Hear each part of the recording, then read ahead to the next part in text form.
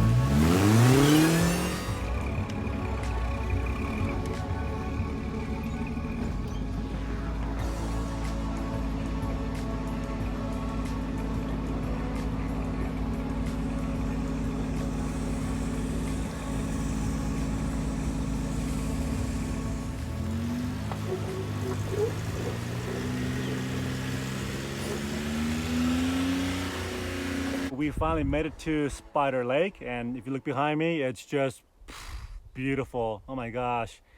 So the biggest damage here that's obvious are my front bumper on both ends.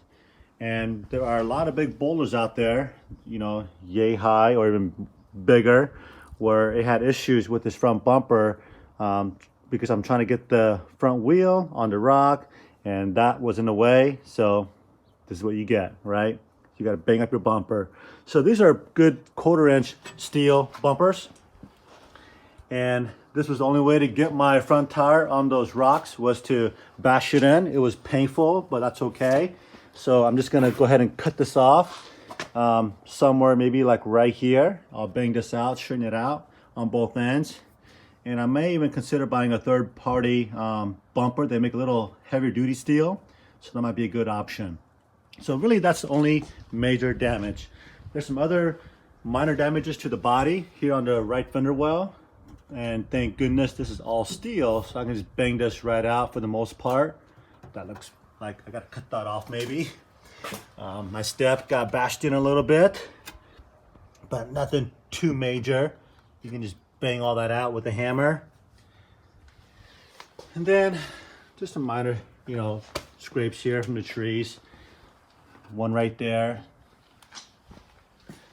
And I mind you, so this is a stock 40, so I didn't have a whole lot of clearance, but it was enough to where I can get up to the little slough without any problem.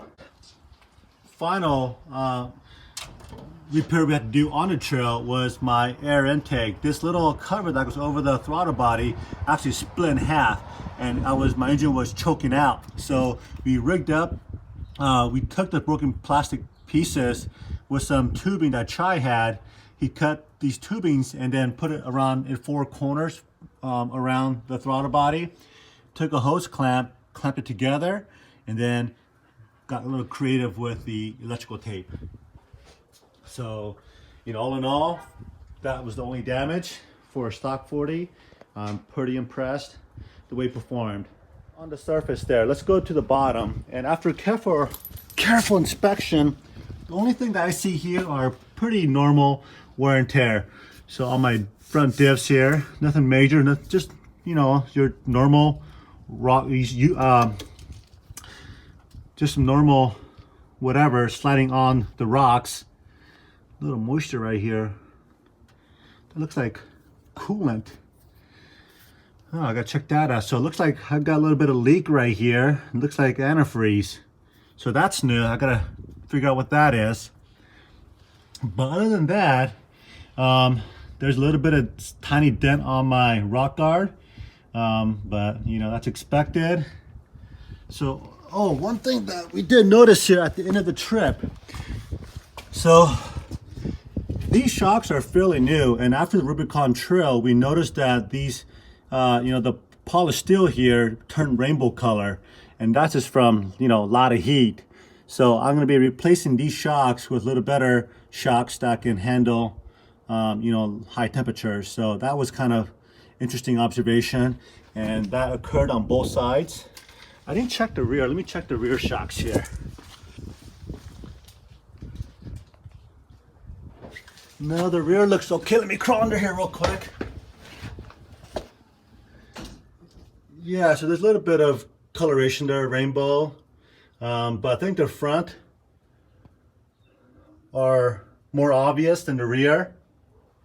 And as you can see back here, very little, scraping. So for a stock 40, and I believe from here to here is about 9 inches. Let me grab a tape measure. Hold on a sec. Just so that you guys have a good idea how much clearance I'm working with here.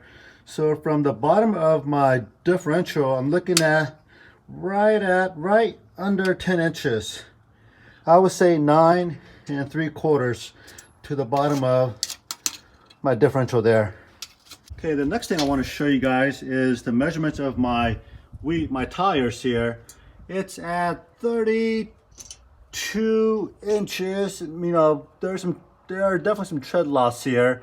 I've got about 60% or maybe even 75% tread left, but I would say this is at 31.5 from the floor to the top. And then plus when I ran Rubicon, I ran the air down to about 8 PSI.